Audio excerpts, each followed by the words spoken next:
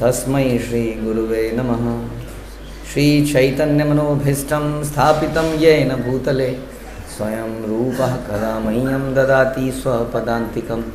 वन्देऽहं श्रीगुरौ श्रीयुतापदकमलं श्रीगुरुन् वैष्णवांश्च श्रीरूपं साग्रजातं सहगण रघुनाथान्वितं तं सजीवं साद्वैतं सावधूतं परिजन सहितं कृष्ण चैतन्य देवं श्रीराधा कृष्ण पादान् सहगण ललिता श्री विशाखान्वितांश्च। हे कृष्ण करुणा सिंधु दीनबंधु जगतपते गोपेश गोपिका कांत राधा कांत नमस्तुते। तप्त कांचन गौरांगी राधे वृंदावनेश्वरी वृषभानुसुते देवी प्रणमामि हरिप्रिये। वाञ्छाकल्पतरुभ्यश्च कृपा सिन्धुभ्यः च पतितानां पावनेभ्यो वैष्णवेभ्यो नमो नमः। जय श्री कृष्ण चैतन्य प्रभु नित्यानंद श्री अद्वैत गदाधर शिवास आदि गौर भक्तवृंद। हरे कृष्णा कृष्ण कृष्णा हरे हरे हरे राम राम राम हरे हरे। नमो विष्णुपादाय कृष्णप्रेष्ठाय भूतले श्रीमते भक्तिवेदांत स्वामिन्निति नामिने। नमस्ते सारस्वते देवे गौरवाणी प्रचारिणे निर्विशेष शून्यवादी पाश्चात्य देश तारिणे।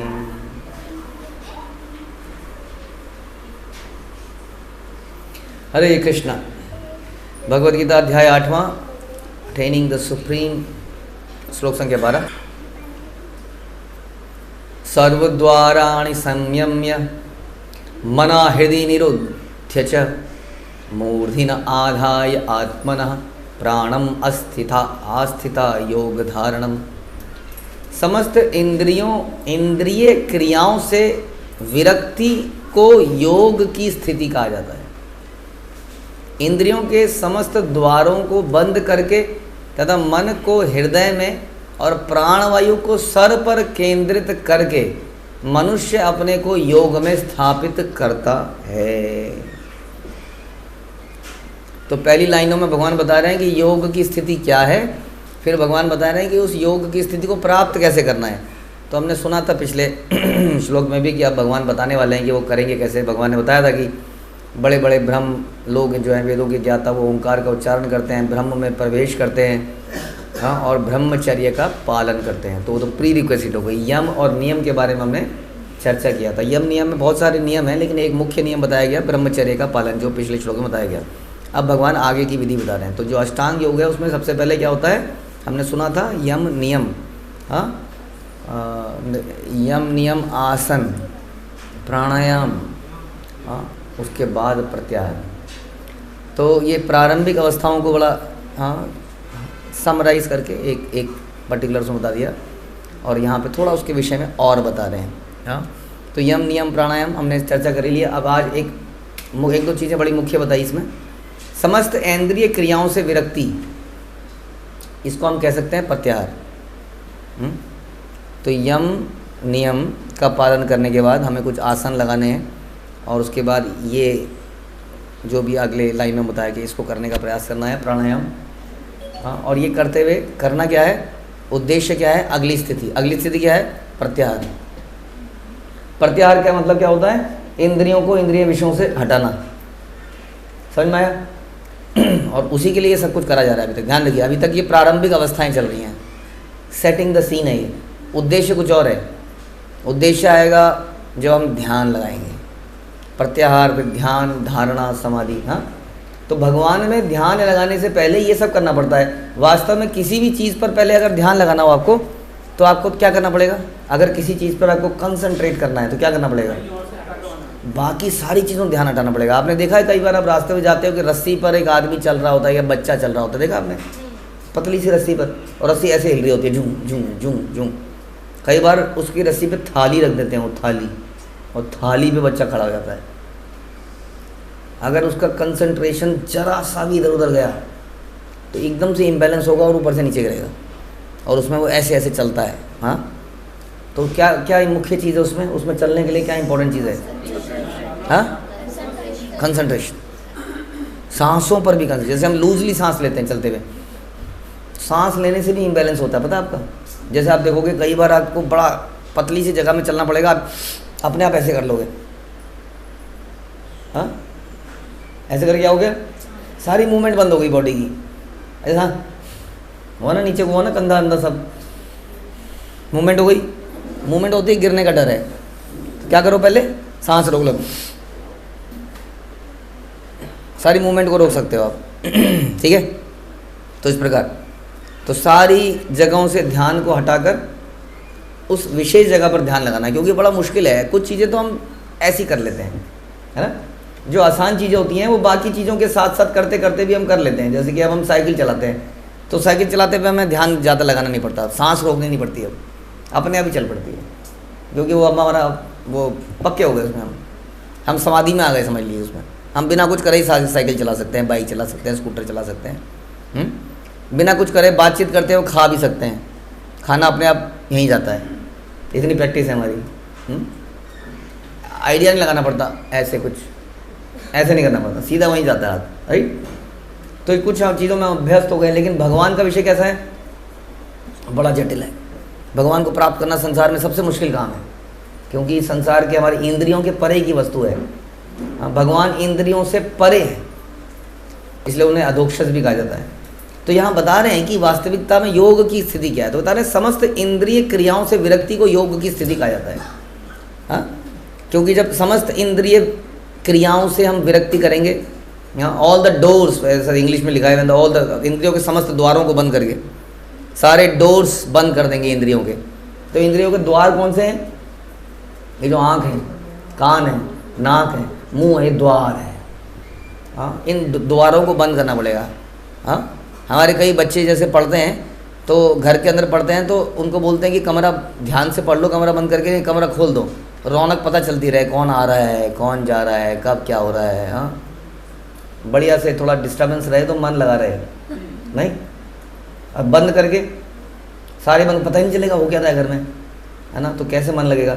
तो वास्तव में अगर ध्यान लगाना है तो क्या करना पड़ेगा, दरवाजे बंद करने पड़ेंगे, नहीं दरवाजे खुले होने चाहिए, बंद होने चाहिए।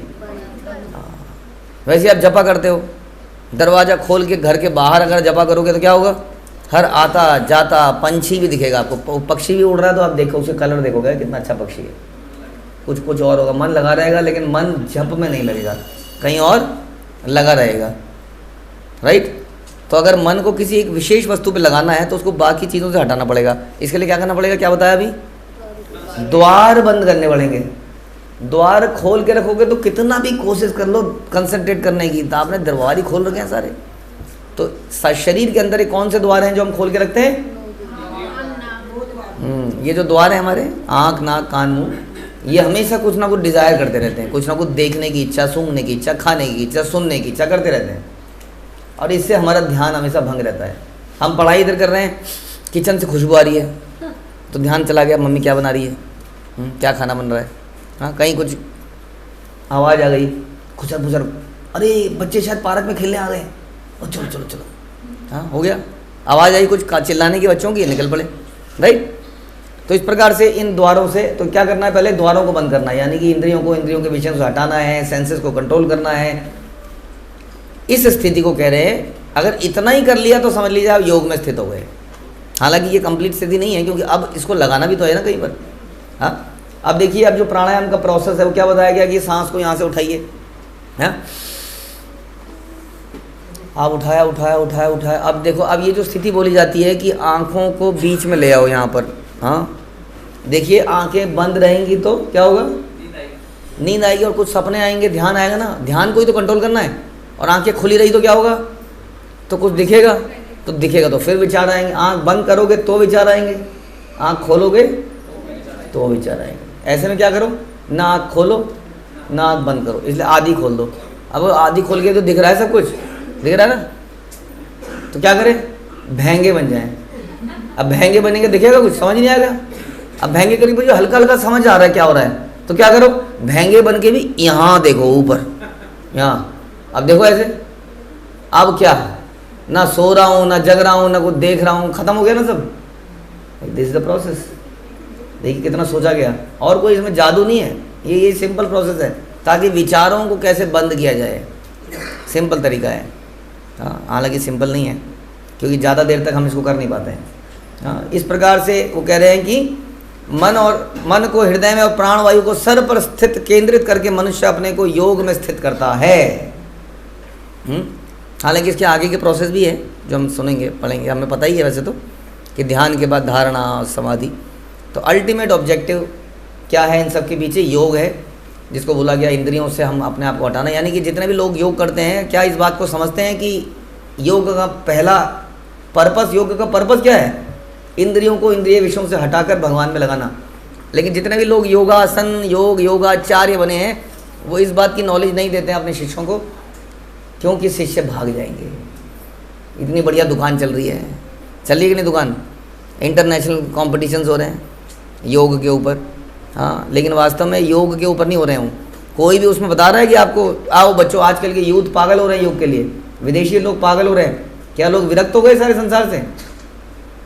नहीं, योग के एडवांटेज लेके वो और भोग करना चाहते हैं, योग से भोग तक।